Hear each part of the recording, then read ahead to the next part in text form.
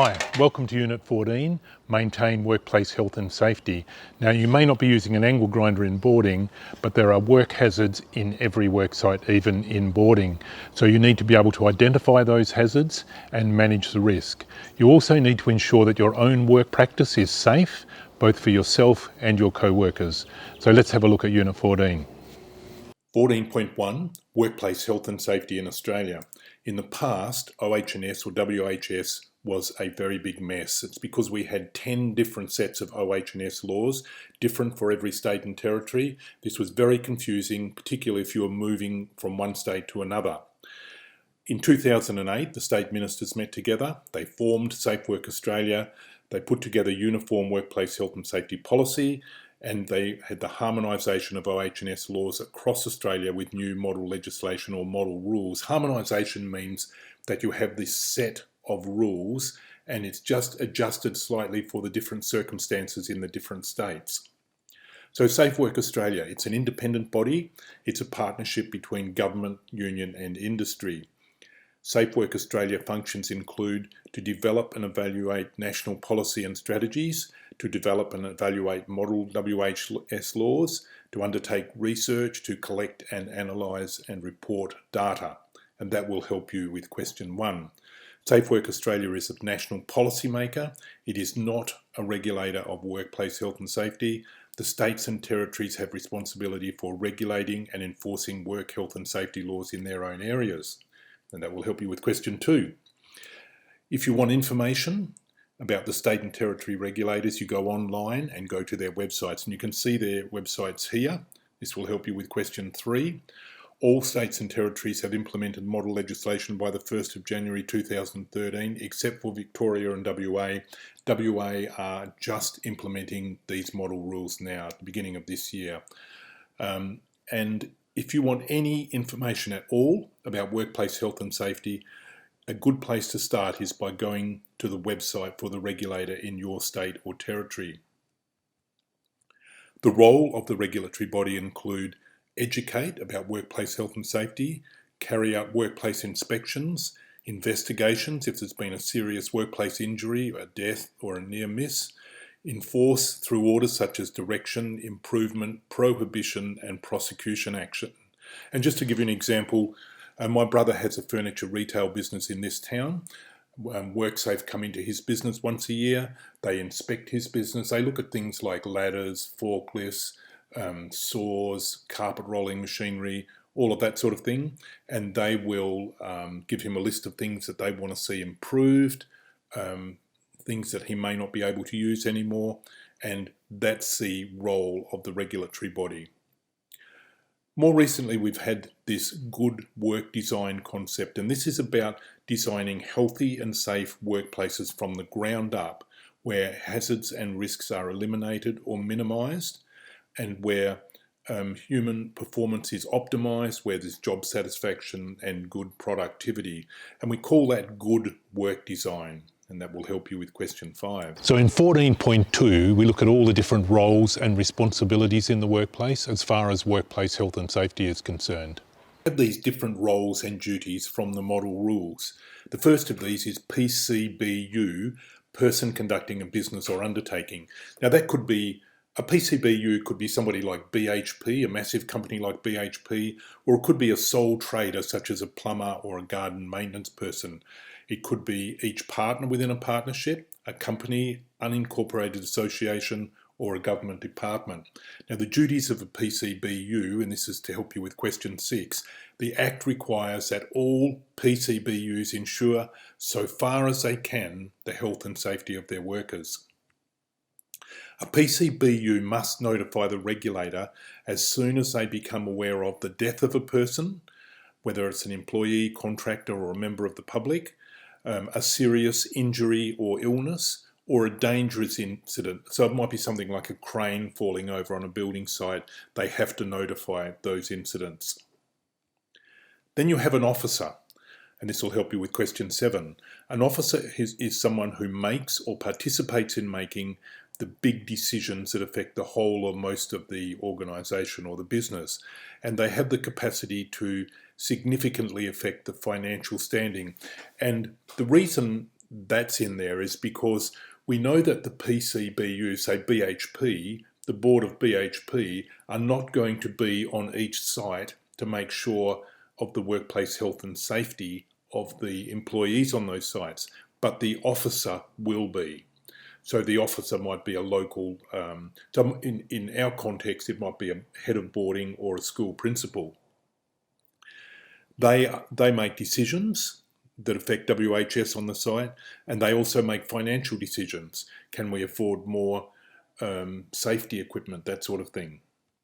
Officers must exercise due diligence to do these things, and this will help you with question 8, to acquire knowledge and to keep up to date about workplace health and safety matters, to understand the business, including WHS hazards and risks, to make sure that the business has the right resources and processes to eliminate or minimise risks, to make sure that they have the right processes to deal with incidents, hazards and other workplace health and safety issues, and then to verify that all the processes and resources set out above are being used.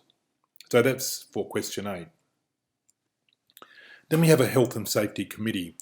A health and safety committee enable cooperation between a PCBU and workers to ensure health and safety at work. It includes health and safety standards, rules and procedures, and big organisations with lots of employees will have these health and safety committees. Smaller organisations, probably a lot of the boarding facilities are probably not going to have a health and safety committee, but they are very likely to have a health and safety representative, or a HSR. This is a worker who's been elected by the work group to represent them on health and safety issues, the members of the work group can elect their own HSR. Then we have the workers, and that's most of us, the boarding house parents, boarding supervisors, whatever they call you. So workers carry out work for the PCBU, and they include all these here that we would expect: employees, contractors, outworkers, apprentices, etc. But also volunteers and work placement students are all considered workers. What are the duties of workers? 3 primary duties. While at work, take sensible care for their own health and safety and that of others, so that your practice does not mean that you are injured, and it does not mean that other people are injured. To comply with any reasonable instruction given by the PCBU and cooperate with any reasonable policy or procedure of the PCBU.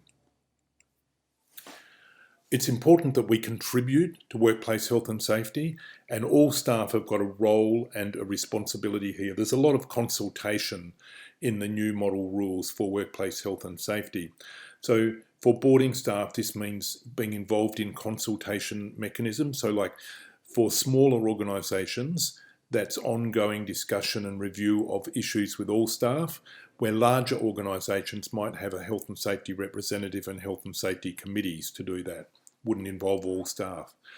That boarding staff are involved in processes to identify what could go wrong at the workplace and what the consequences could be. That they're involved in processes to eliminate or minimise health and safety risks arising from hazards, and that they review measures to manage risk to ensure that they're working as they should be. So that will help you with question 10. You need to provide information to the work team. This will help you with question 11.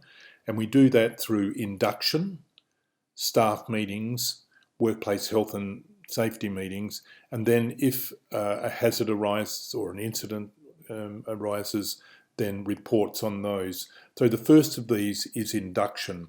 And induction is very important because if a person is not inducted correctly with workplace health and safety and later they have an accident, the organisation is liable. So it's very important that people are well inducted, and it's a common practice these days to have a new employee sign off on each part of their induction. And this becomes evidence that the induction was done properly. So there are 7 parts to this, and this will help you with question 12. There's a lot in this, but it is very important. So the very first part of induction is that you want the person to have a vigilant, informed approach to ensure that work practice supports personal safety at work and safety for co-workers. You want the person to have an understanding of workplace health and safety policies and procedures, so they need to know where to find those workplace health and safety policies and procedures.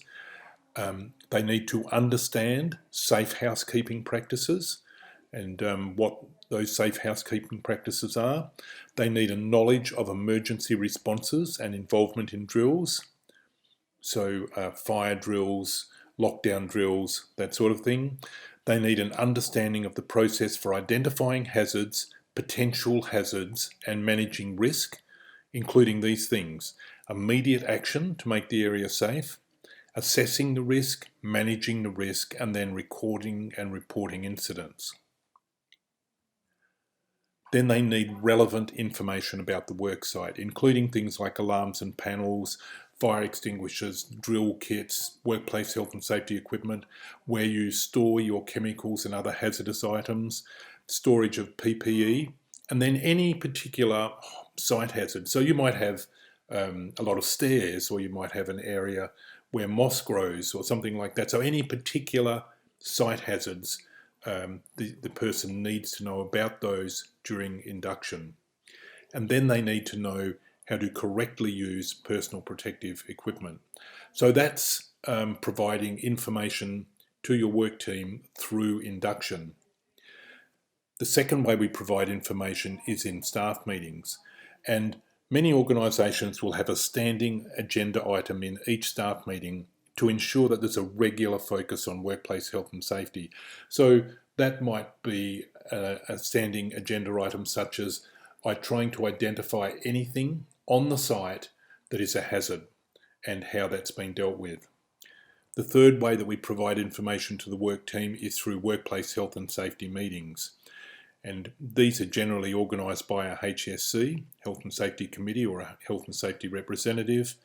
A HSC must meet at least 3 times a year. And in a boarding environment, the HSR would probably call a meeting at least twice a year to talk about workplace health and safety on the site. Just want to look at good housekeeping. What does workplace health and safety housekeeping mean? All the staff on the work team should know what good housekeeping is, why good housekeeping is important, and be vigilant to identify and monitor housekeeping issues. That'll help you with question 13. So let's have a look, first of all, what is poor housekeeping, because many slips and trips are the results of poor housekeeping, and this is often a sign of lack of clear systems and responsibilities for storage, maintenance, and cleaning. And poor housekeeping are things like things spilt and left on the floor, and that can be fluids, like water or oil or something like that. Plastic bags are very slippery. It could be shavings, anything like that. It could be items left out or extending into walkways or work areas. It could be flooring, carpets, or mat that are in a poor state of repair, where you've got tripping hazards. It could be poor or broken lighting in work areas, walkways, that sort of thing. Good housekeeping is to achieve a tidy workplace that is free from slip, trip and fall hazards. So you need suitable storage systems, spill management systems, routine and spot cleaning, maintenance schedules, need to repair or replace carpet or lino or tiles that's uneven, buckling or peeling, and all walkways should be kept clear and suitably lighted. So that is good housekeeping. Section 14.3 is all about identifying the hazards in the workplace, assessing the risk, and then managing the risk. What is a hazard? A hazard is any situation or anything that has the potential to cause harm in the workplace. Hazards at work might include noisy machinery, a moving forklift or other machines or vehicles, chemicals, electricity, working at heights, and so on. What is a risk? A risk is the possibility that harm, death, injury, or illness might occur when exposed to a hazard. It is measured in terms of consequence and likelihood. And that should help you with question 14 and question 15. So how do we identify hazards? Most hazards are identified by employees reporting those hazards. So an employee, boarding supervisor, might see a tripping hazard or a broken power outlet, and so they will report it. So most hazards are identified like that. Some organisations have regular hazard inspections, so once a month they might inspect an area of the boarding school and look for hazards, anything that is a potential hazard. Then there are job safety checks. This is where you have a project such as maybe a new extension or some sort of building project, and a job safety check is when you look at that project to make sure there are no hazards. Some organisations have safety audits, and you probably do this once a year, where you have a professional come in, move around the organisation, move around the building, and look for hazards, look for potential hazards, and we call that a safety audit. So that's how typically how hazards are identified, and that should help you with question 16. There is a 4-step process for managing risk. Identify the hazard, find out what could cause harm. So number 1 is identify hazard. Number 2, assess the risks. So understand the nature of the harm that could be caused by the hazard, how serious the harm could be, and the likelihood of it happening. Number 3 is control the risk. Implement the most effective control measure that's reasonably practical in the circumstances. And 4 is just to review these control measures to see that they're working as planned. So it's identify hazards, assess risk, control risks, and then review this whole process. That should help you with question 17. When we're identifying hazards, some hazards may be more obvious and some might be quite difficult to identify. So, for example, if you saw a tripping hazard, such as a raised paver or something, that's quite easy to identify. A broken power outlet, you can identify that that's a hazard. But there's things like stress, which are much harder to identify, and you need to work closely with workers to identify these sort of hazards in the workplace. Then you assess the risk. A risk assessment can help determine the severity of the risk, whether there's any control measures in place, what actions should be taken to control the risk, and how urgent is all of this. A risk assessment should be done when there's uncertainty about whether the hazard might result in an injury or illness, or if there are a number of hazards.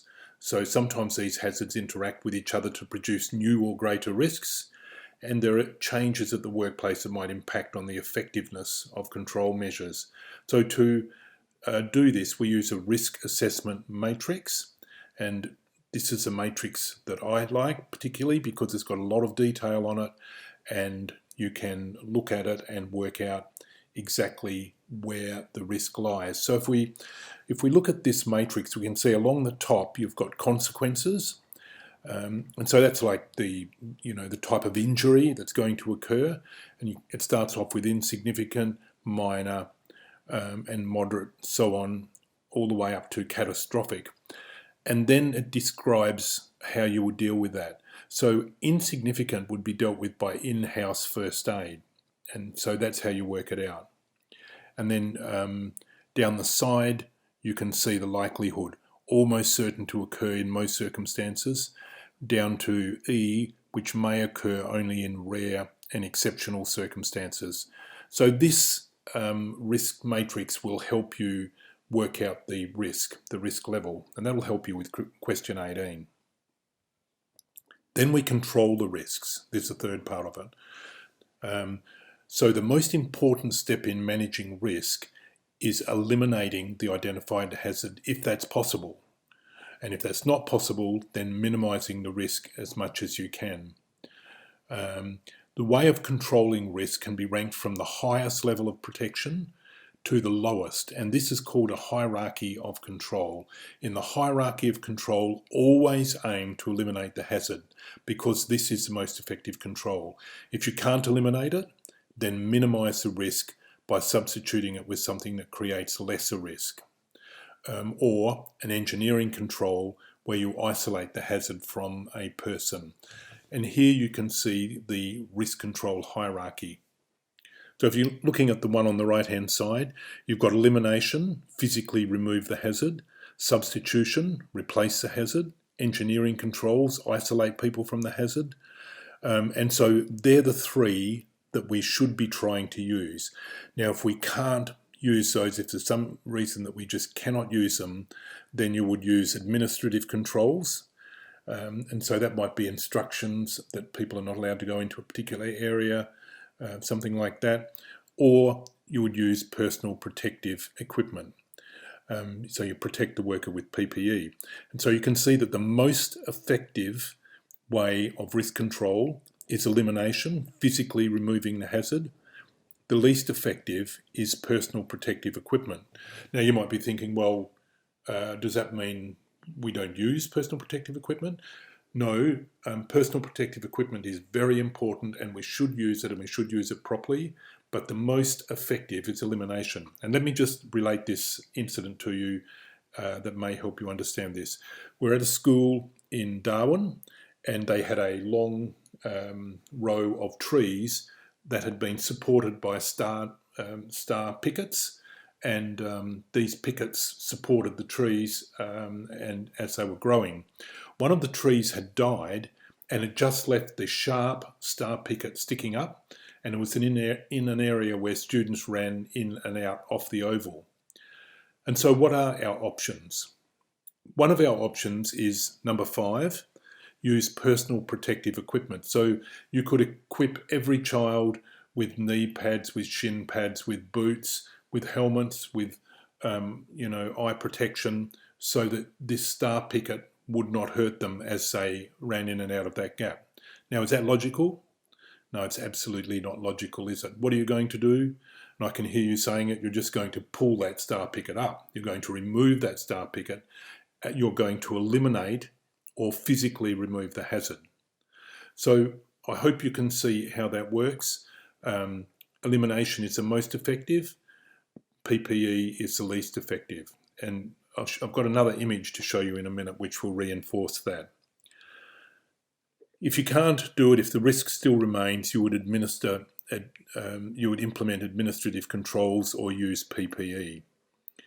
Administrative controls and PPE should only be used where there's no other practical control measure. So it's a last resort, or it could be used as an interim measure, or it could be used along with another measure.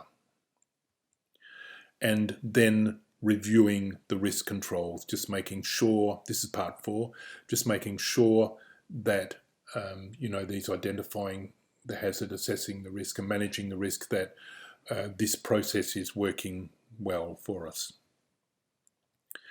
When we're using the hierarchy of risk control to assess the situation, we need to ask, can the hazard be completely removed?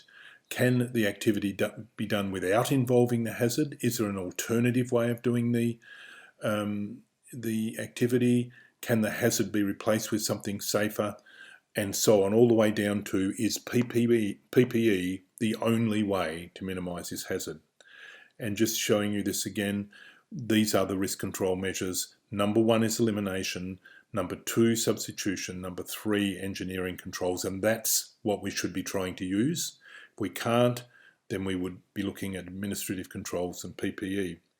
And let me explain it again by showing you the window cleaner. You can see the window cleaner here. He's holding the sliding part of the window, which is a bit that comes out, and he's cleaning the window. And here he is here up on this building. And you can see that quite clearly this person is not going to benefit from PPE if they fall. If they fall, it's unlikely that PPE will save them. So when we assess the risk, the possibility of the window cleaner falling is high because he's holding his position with just one hand onto the window, which may be the sliding section or removable section, and the severity of injury will be certain death because of the height. So the risk is extreme. So using the risk control hierarchy, we would try and eliminate the risk completely. So one option, of course, is just not to clean the windows. You could provide some sort of external railings. You could use a safety harness or a safety cage or something like that. But what we would always try and do first of all is to eliminate the risk completely. When we observe a hazard, we need to do something now to protect people from the hazard. You can't just go away and leave the hazard there. Now you could eliminate it by removing it. You could isolate the hazard or block the area. You would notify staff and students, and then you would notify manager and maintenance. So for example, if you had a storm in the night and there was this sharp piece of iron hanging down where the students walked through, you can't eliminate or remove that yourself. So somehow you're going to have to isolate it. So you would probably use something like chairs to block that area off, chairs or tables or whatever you can to block that area off. You notify staff and students about this situation, then you notify manager and maintenance to get it repaired. Then we've got residual risk. Residual risk is the amount of risk or danger remaining after the other risks have been reduced by risk control. And if I can just relate to you another incident, we were at a school in the Northern Territory, and on the school oval they had a plastic pump cover that was out on the oval, and the sun had affected the plastic, and the plastic had broken, and there was just this quite large hole there, and if a student ran into it, they could quite easily break their leg. And so the obvious thing to do is just to replace that pump cover with a new pump cover. But is there any residual risk? Yes, this pump cover will also deteriorate with the sun, and in time that will break as well. So there is residual risk. And, the obvious thing to do with that sort of residual risk is to have a process to monitor it. So you monitor that risk to make sure that the pump cover is replaced regularly so that it doesn't fail. If you go back and think about the star picket example that I told you about, with the star picket between those rows of trees or bushes, once the star picket is removed and the hazard is eliminated, is there any residual risk? No, there's no residual risk. The star picket can't grow back. There's no residual risk. The star picket is gone. So that should help you with question 21. Section 14.4 is all about workplace hazards, and we're going to look at 10 different workplace hazards. There are 10 common workplace hazards: slips, trips and falls, manual handling, people handling, electrical hazards, plant operation, biological health hazards, chemical hazards, workplace fatigue, workplace stress and ergonomic stress. Assessment question 22 asks you to list the 10 common workplace hazards and give an example of each from your boarding context. So let's have a look at these. Slips, trips and falls most commonly occur when you have a tripping hazard, such as a raised paver or tile or a piece of carpet with the edge sticking up, or it might be where you have water on the floor. Manual handling is where you could be lifting large boxes or stores, where you might be putting the esky into a vehicle, moving furniture, something like that. People handling commonly occurs when you're helping a young person with first aid, but it can also occur when you're trying to separate people who are fighting or stopping a person from harming themselves or harming someone else. Electrical hazards come in two types. It's electrical fires and electrical shock. And I think of electrical shock when you think of electrical items that are used in bathrooms or in wet areas. So you might be thinking of things like hair straighteners, hair dryers, shavers, that sort of thing. Electrical fires, a common cause of these in the past has been blow heaters, where something will fall on top of a blow heater like a doona and cause a fire. Plant operation, when we think of plant, we most often think of big machines, but we do have plant in boarding. So we have clothes dryers, clothes washers, we have dishwashers, and we have other plant like lawnmowers, etc. And some of these things can be quite dangerous, and there can be hazards associated with them. Biological health hazards are things like blood, feces, urine, mucus, etc. And the most common of these, I think, is spray droplets. When somebody's sneezing, when they've got a cold and they're sneezing, and you get in the way of that. And of course, with the coronavirus, that's another whole layer of biological health hazard. Chemical health hazards, we most often think of cleaning chemicals, and some of these have got acid in them. Others use bleach, and these can be a hazard. Workplace fatigue, this is when we're very fatigued or tired, and this most often occurs where you have lost sleep for some unexpected reason. So you might have been up with a student during the night because they're homesick, or because they're misbehaving, or because they're unwell, or something else. Workplace stress, I think workplace stress most often occurs where you have conflict between boarding supervisors, between staff, or where you have a conflict situation with a student, or where a student is misbehaving.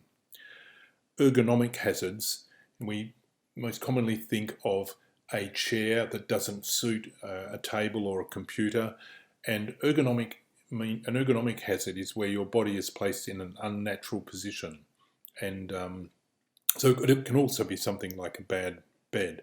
So if you can list on this assessment 10 common hazards from your boarding context. Slips, trips and falls. Slips usually occur when there's a loss of grip between the shoe and the floor, and mostly this is when there's a contaminant between the shoe and the floor. Trips occur when the person's foot hits a low obstacle in the person's path, causing a loss of balance. Often the obstacle is not easily visible or noticed. More serious slips and trips, together with the resulting falls, can result in sprains and strains, broken bones, back injuries, burns if it occurs near a hot surface, cuts if it occurs near a sharp surface. How do we prevent slips, trips and falls? And this will help you with question 23. Number 1 is preventing floor contaminants. A contaminant is anything that ends up on the floor and can be wet, such as water, oil or grease, or dry, such as dust, metal shavings, plastic bags, offcuts, that sort of thing. 2, ensure the floor surfaces have grip. The floor surfaces should have sufficient grip to prevent slipping in areas which become wet and contaminated, particularly bathrooms and that sort of thing. The greater the thickness of the contaminant, the greater the slip resistance of the flooring. So that's why you have grating around engines and oil and grease. Effective cleaning. A regular cleaning program, as well as everyone keeping the work area clear and taking responsibility for their own spills, will ensure that contaminants are effectively removed, a build-up of cleaning product residue is avoided, the floor does not become too slippery, floors maintain slip-resistant properties, and there's enough attention to spills in order to prevent slips. Removing obstacles and other trip hazards. Trips can be prevented by good housekeeping practices, like keeping work areas tidy and free from tripping hazards, ensuring that floor surfaces are in good condition, such as being free from holes, uneven surfaces, curled up lino or carpet edges, avoiding any changes in work surface level, or if this is not possible, at least highlighting those changes, with the yellow paint or something like that, and providing adequate storage facilities. Environment, including lighting. Make sure there's sufficient light levels and an absence of distraction such as unfamiliar or unexpected loud noises or extreme heat and cold. Organising activity. When carrying out tasks, workers need to maintain their balance, have a full view of where they're travelling, and have a free hand to hold on a rail when using steps. When organising tasks, ensure that the worker's vision, balance and agility are suited to the task, and the way in which a task is organising reduces the possibility of slips and trips. And 7 is effective footwear. Footwear should be suitable for the type of work and environment with an adequate non-slip sole, and check regularly to ensure the treads are not worn away or clogged with contaminants. Another workplace hazard is manual handling. Hazardous manual tasks are when we lift, lower, push, pull, carry, move, hold or restrain something, and it involves repetitive or sustained force, high or sudden force, sustained or awkward posture, exposure to vibration. Hazardous manual tasks can contribute to musculoskeletal injuries such as muscle strains and sprains, ligament or tendon rupture, prolapse in vertebral discs, tendinitis of the shoulders and elbows, carpal tunnel syndrome. All very nasty, so how do we prevent this? Preventing injury from manual handling, there's 3 ways. Firstly, correct lifting technique, avoiding force that is hazardous, using alternatives to team lifting. So correct lifting technique. Firstly, we must ensure that the load is not too heavy, so a maximum of 25 kilograms for men and 16 kilograms for women. And you can see from this image that you need to carry the load close to your body. If the load is out from your body, then the load would be less than 25 kilograms or 16 kilograms. If it's high, the load would also be less. So correct lifting technique. Keep a wide base of support. Feet should be shoulder width apart with one foot slightly ahead of the other. Squat down, bending at the hips and knees only. If needed, put one knee on the floor and your other knee in front, bent at right angle, half kneeling. Keep good posture. Look ahead. Keep your back straight, your chest out, your shoulders back.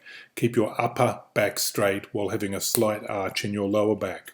Slowly lift by straightening hips and knees, not your back. Keep back straight and don't twist when lifting. Hold the load as close to your body as possible, to the mid-level of body. Use your feet to change direction, taking small steps. Lead with your hips to change direction. Keep shoulders in line with hips when moving, and set the load down carefully, squatting with the knees and hips only. Use alternatives to team lifting. Redesign the task or use mechanical aids. Team lifting can cause injury because workers are not matched in size, physical strength or experience. Workers don't all exert force at the same time. There can be unexpected increases in load or a change in balance. Avoid force that is hazardous. Redesign tasks or use mechanical aid to avoid workers being involved in tasks where there is repetitive or restrained force, high or sudden force, sustained or awkward posture, exposure to vibration. The next section is all about people handling. Now this could be providing first aid, or it might be intervening in an altercation or a fight, or it could be intervening to stop a student from hurting themselves or from harming somebody else. So people handling. This is where people are physically moved, supported or restrained, and the same musculoskeletal injuries as manual handling can occur, but there are added risks because of the unpredictable nature of the person being handled. So how do we prevent injury from people handling? Firstly, you observe the situation and make careful and considered decisions to ensure the health and safety of both the person doing the handling as well as the person being handled. So you've got to look at the physical characteristics, the weight or size of the person, the state of arousal, what sort of consciousness are they in, any unpredictable behaviour, the willingness to assist of the person being handled, ability to communicate and understand, and a desire to preserve dignity and privacy. Workers should not fully lift a person other than a small child without assistance from a mechanical aid, device, or another worker. Another workplace hazard is electricity, and this is a frequent cause of workplace injuries and deaths. There are electrical hazards in almost every workplace, and the smallest error can be fatal. Electrical hazards can be electrical shocks or fire caused by electricity. Injuries can include burns to the skin, burns to internal tissue, electrical interference or damage to the heart, so that can actually stop the heart or change the rhythm of the heart. And if there is a person who has been a victim of electric shock, we must always disconnect the power before trying to help them. So how do we prevent injury from electrical shock or electrical fire? Number one is to have good processes in place to identify any electrical hazards, potential hazards, and then to reduce the risk. Number two is to provide information, instruction, and supervision. The safe systems of work used at the workplace, such as the use of residual current devices or RCDs, including how and when to report damaged equipment, electrical safety requirements at the workplace, the inspection and testing of electrical equipment and installations. Use licensed professionals for electrical work and tagging. Ensure that only appropriately licensed or registered electricians are used. Do regular tagging and testing of electrical equipment. Ensure power circuits are protected with appropriate rated fuses or residual current devices. Ensure safe equipment and sufficient outlets. So provide safe and suitable electrical equipment. Provide enough individual wall sockets or outlets for equipment. Avoid overloading socket outlets or using socket adapters, power boards, etc. that can cause fire. Ensure safety with extension leads. So avoid running leads across the floor or the ground through doorways or over sharp edges. Use lead stands or insulated cable hangers to keep leads off the ground. Use cable protection ramps or covers to protect cables, cords where applicable, and where you can, use battery-operated equipment instead of mains-operated. Carry out visual inspections. A visual inspection of leads and equipment looking for cuts, fraying, heavy scuffing, damage to the pins or bent pins, taped leads, coloured wires visible, any signs of overheating such as burn marks or staining on the plug. Another workplace hazard is plant operation, and the word plant is used for all machinery, tools, appliances and equipment. And there are examples of plant in boarding, and this could include things like wheelchairs, trolleys, vacuum cleaners, stoves, dishwashers, washing machines, dryers, lawnmowers and workshop tools. So how do we prevent injury from plant operation? Number one is careful purchase of plant that is suitable for the intended use, that the hazards and risks associated with the installation, operation, inspection, maintenance and repair of the plant are known. Control measures needed to minimise these hazards and risks. The manufacturer's recommendations in relation to the frequency and type of inspection and maintenance needed. So that's careful purchase of the plant. Then careful installation of the plant. Should be installed in accordance with the manufacturer's instructions by licensed and experienced installers, and it should be positioned in the workplace for safe access. Then providing training and supervision of plant. Before the plant is used in your workplace or when inducting new staff members, workers should be provided with information, training, instruction or supervision to protect them from risks arising from the use of the plant. And then, of course, inspection and maintenance of the plant. Plant should be regularly inspected to make sure it's in safe working condition. Plant should be maintained according to specifications. Another workplace hazard are biological hazards, and this is things like sneezing or coughing. So it's feces, urine, blood, vomit, pus, discharge from sores, saliva, skin penetrating injuries such as needle injuries. And I sometimes think that the most likely for boarding staff are the droplets that come from sneezing or coughing. So preventing harm from biological hazards. So inform staff about biological hazards and risk control, and then have high standards of housekeeping. So making sure waste is disposed of properly. Buildings, particularly bathrooms and toilets, are kept clean and disinfected.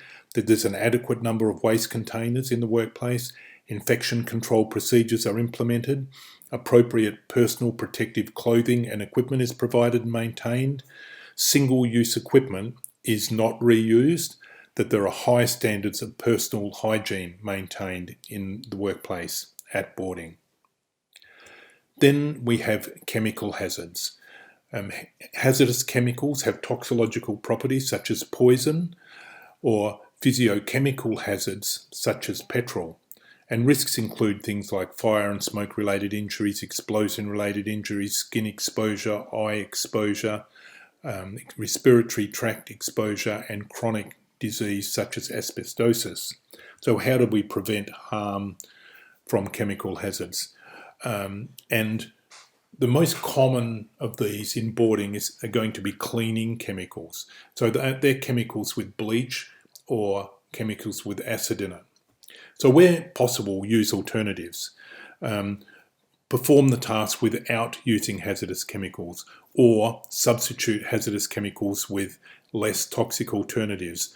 And where you can, identify and remove substances for example, such as asbestos, and this would be done by licensed people. Effective training and response processes.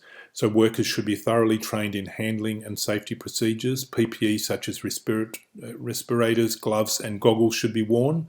Workers should be consulted regularly to maintain and improve existing handling and safety practices. Emergency management plans are developed in consultation with workers and local authorities. And then we have safe handling of chemicals. So hazardous chemicals should be isolated from the workers in separate storage areas. Storage areas should be separately ventilated from the rest of the workplace. Hazardous chemicals, including those decanted into other containers, are clearly labelled. Safety data sheets are available to workers and anyone else likely to be exposed to a hazardous chemical. Maintain a hazardous chemical register and then regularly monitor the workplace. So that's hazardous chemicals. Another hazard is workplace fatigue. Fatigue refers to the mental or physical exhaustion that stops a person from being able to function normally. It's more than just being tired or drowsy. It's caused by prolonged periods of physical or mental exertion without enough time to rest and recover. It's generally caused by spending long periods of time awake or having inadequate amount or quality of sleep over an extended period. And this can be caused by factors in the workplace and at home. So work-related factors are broken sleep due to an unforeseen event, such as a sick student, a student missing, a homesick student, etc. And this is the most likely factor that will cause fatigue for boarding staff. Poor work scheduling resulting in roster patterns which don't allow for sufficient sleep. Timing of shifts, night shift, proportionally increases the impact of fatigue.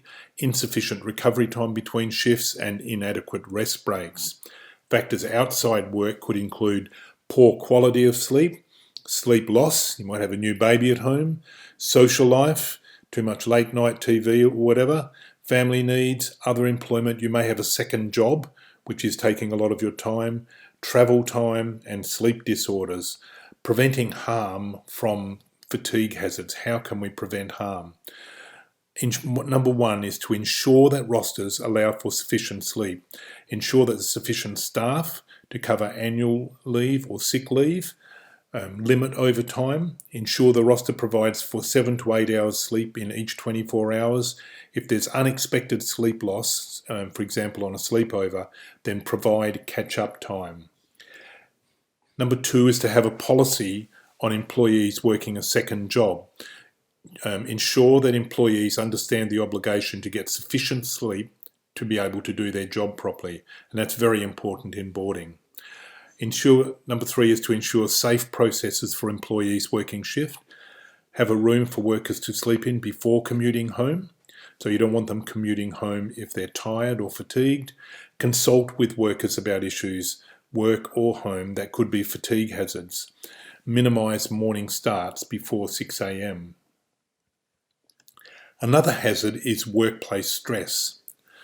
Identification of stresses or workplace stress requires particular effort as they're not as easily identified as physical hazards. They may occur suddenly as a result of a traumatic experience, such as a threat or assault, or they can build up gradually, such as a result of continued high work demands or conflict in working relationship. Examples of factors that may expose a worker to the risk of stress include poor student behaviour and conflict with other staff members. And I think those two are the two factors that are most likely to expose boarding staff to the risk of stress. Could also be traumatic experience in the workplace, such as violence or harassment, high job demand combined with low job control, and sometimes that typifies boarding, shift work, lack of feedback on work performance, unclear or conflicting roles or responsibilities, inadequate training. So preventing harm from workplace stress. Number one is effective consultation and communication. Consulting employees is important as the effective stresses can be very complex. Develop a democratic management style and team environment. Demonstrate that the contribution of each individual is recognised and valued. Number two is to monitor the work environment and provide support. Monitor the work environment for factors that cause stress, such as poor student behaviour or staff conflict. Monitor known indicators of stress, such as poor job performance morale, increased conflict, staff absences and other staff turnover. Remove or reduce stresses where possible. Rotate supervisors through tasks or roster times that are known to be demanding or stressful. Support supervisors to deal with distress where stresses cannot be removed. And then it's about effective employee management processes. Establish selection procedures based on merit and job requirements. Match jobs to worker ability and interest. Make sure there's careful induction of workers into the job. Define roles and responsibilities clearly. Provide appropriate professional development opportunities. Monitor workload and work pace. Have a fair system of feedback and job appraisal. Respond to and resolve conflict at the earliest sign of problems. Provide empathy and care, and if you're going to introduce change, do this carefully. Provide strategies for employees to deal with stress. This is part 4. So provide information about stress, train staff in problem-solving techniques, develop policies and procedures to minimise stress and the effect of stress, provide access to employee assistance or employee support programs, promote activities that enhance physical and mental health. So they are ways that we can help employees deal with stress. Another hazard in the workplace are ergonomic hazards, and this is a mismatch between the person and the environment in which they work. So it's like sitting down at a computer or workstation and the chair is not suitable, it's not the correct height or whatever, the computer screen's in the wrong position, the desk is at the wrong height. It may include things such as a seat in the bus or a bed or furniture in a sleepover flat. Ergonomic hazards can cause discomfort and pain because of constrained postures, stationary muscles loads which lead to early fatigue. So how do we prevent harm from fatigue hazards? Number 1 is effective organisation of activities. Ensure frequent rest breaks to avoid prolonged maintenance of constrained procedures. Design the job to provide variety. Limit the proportion of the working day which has to be spent on some activity which constrains postures such as continuous keying. And I think for boarding staff, our role and our working day doesn't include a lot of these things, a lot of prolonged constrained postures unless you're at a desk working on policies and procedures for a whole day or something. Part 2 is the correct furniture and correctly adjusted. Ensure that furniture is correct for the task and well designed ergonomically. Ensure that the furniture heights or lengths or weight load are correct for the employee. The next section is all about personal protective equipment, PPE, this sort of thing. So personal protective equipment. In the hierarchy of controls, PPE is the least satisfactory method in the prevention of work-related injury or illness. So you use it when other measures are not feasible or when PPE supplements another way of hazard control. There are different types of PPE. There's respiratory protection, eye protection, such as goggles, shields, visors, etc., hearing protection, earmuffs and plugs, hand protection, gloves, barrier creams, foot protection, shoes and boots, head protection, helmets, caps, hoods, hats, protection from falls, harness and fall arrest devices, and skin protection, hats, sunburn cream, etc. Responsibilities for the use of PPE. Let's look at management. Management must ensure that correct PPE is provided, that training is provided, so you've got the proper selection, fit, use, cleaning and maintenance, that there's supervision and enforcement of PPE policy, evaluation of the effectiveness of the PPE program is carried out, and all equipment complies with current relevant Australian standards. Employees, what's our responsibility? The 3 responsibilities. PPE must be used correctly, must not be misused or damaged, and you must report any damage, malfunction or need to clean, and that will help you with question 24. Section 14.6 is about keeping records. It's about documenting the risk management process. And this provides evidence that decisions about controlling risk were made.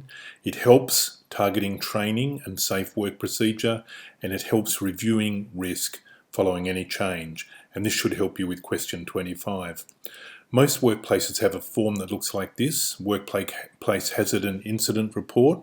You can see there's a section there for describing the incident or the hazard, when the hazard was identified, the recommended way to manage the risk, and then the result of all of that, what actually happened. So that's a typical workplace hazard and incident form. Question 26 asks you to read Appendix 1 about notifications, and then it asks, if a worker sustains a head injury, when would you report to the regulator and when would you just report to your employer? So when would you report to the regulator and when would you not report to the regulator? Appendix 1 is a Safe Work information sheet. Remember Safe Work Australia, that's a national policy maker. They put together the model rules, and this is information about incident notification, and it's about the mandatory reporting requirements for notifiable incidents under work health and safety legislation. And so this helps us know what are notifiable incidents and what are not notifiable incidents. And so if we look at the head injury one, it's the third one down. Immediate treatment for a serious head injury, fractured skull, loss of consciousness, blood clot or bleeding in the brain, damage to the skull to the extent that it's likely to affect organ or face function. Now, some of these things you may not know until after the person has been to the doctor and has been treated in a hospital. Head injuries resulting in temporary or permanent amnesia, they are reportable. What is not reportable is a bump to the head resulting in a minor contusion or a headache. And so you can see those lists there of notifiable incidents. Here's the second list. Well, that's the end of Unit 14. I hope this information will help you to have safe working practice, safe for yourself and safe for the people you work with. Bye.